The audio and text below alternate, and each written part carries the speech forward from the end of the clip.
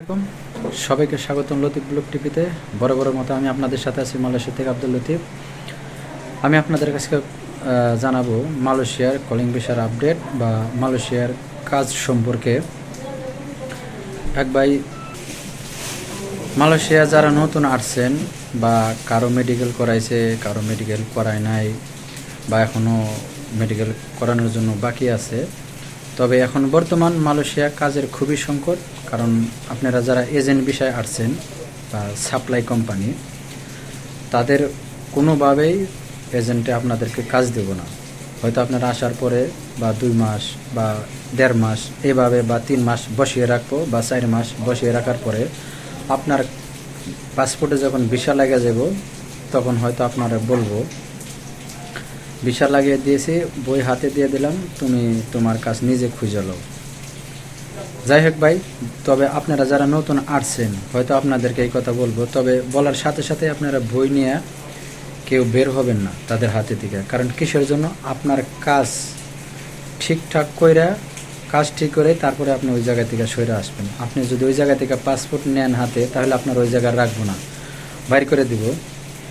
যাই হোক, আপনার যদি আপন কোনো লোক থাকে বা ভাই বেড়াত আত্মীয় স্বজন, তাদের সাথে যোগাযোগ করে কাজ কাম ঠিক করে তারপরে আপনি তাদের কাছ থেকে বই নিয়ে আপনি আসবেন। তবে এখন বর্তমান কাজের খুবই ক্রাইসিস মালয়েশিয়া। যাই হোক ভাই, তবে বা হয়তো আপনারা আসার পর অনেকেই টেনশন করবার লাগছে, কারো মেডিকেল করবার লাগছে না, বা কাউকে করাইছে, বা কারো সিআইবিডি ট্রেডিং করাইছে বা সিআইডি কার্ড, সব কিছু আপনারা এখন বর্তমান যারা এজেন্ট বিষয়ে আসছেন সবই কনস্টিটিউশনের বিষয়, এটা আমার কনফার্ম 100%। তবে যাই হোক, আপনারা আইসা পড়ছেন, চিন্তা করেন না, হয়তো আল্লাহ পাক সামনে হয়তো আপনাদের জন্য ভালো কিছু রাখছে। আর দোয়া করি আল্লাহ পাক যেন সবাই এই কাজের ব্যবস্থা করে দেয় ইনশাআল্লাহ। তবে যাই হোক ভাই, আপনারা কেউ টেনশন করবেন না বা উত্তাপ করবেন না এজেন্টের সাথে, বা এজেন্টের সাথে যে বাংলারা থাকে আপনাদের বোঝানোর জন্য তাদের সাথে খারাপ ব্যবহার করবেন না। কারণ কিসের জন্য? আইসা পড়ছেন, এখন এক ব্যবস্থা হয়তো হবেই। আসলে এখন মালয়েশিয়া কাজের সংকট খুবই। তবে কাজ হয়ে গেলে আপনাদের কাজ অবশ্যই দিব, আর আপনারা চিন্তা করেন না। তবে কাজ ইনশাআল্লাহ মালয়েশিয়া সবাই পাইবেন, কেউ বাদ থাকবেন না। তবে সেই ব্যবস্থা ইনশাআল্লাহ মালয়েশিয়ার সরকার করবা লাগছে বা করার চেষ্টা করবা লাগছে।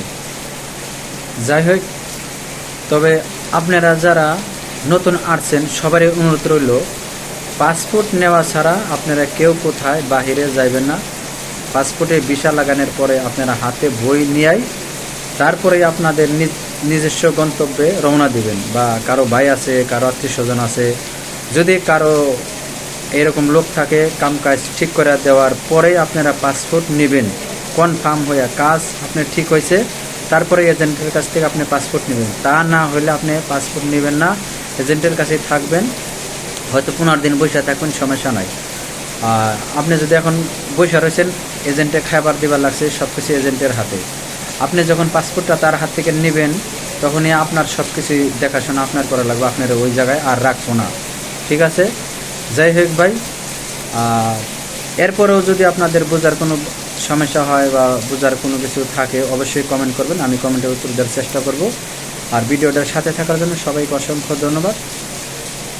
আপনি যদি আমার চ্যানেলে নতুন হয়ে থাকেন, অবশ্যই চ্যানেলটাকে সাবস্ক্রাইব করে দেবেন, পাশে থাকা বেল আইকন অন করে দেবেন। পেজ থেকে দেখলে পেজটা ফলো দিয়ে বেশি বেশি শেয়ার করে সবাইকে দেখার সুযোগ করে দেবেন। সবাই ভালো থাকবেন, সুস্থ থাকবেন, দেখা হবে কোনো নতুন ভিডিওতে। আল্লাহ হাফেজ।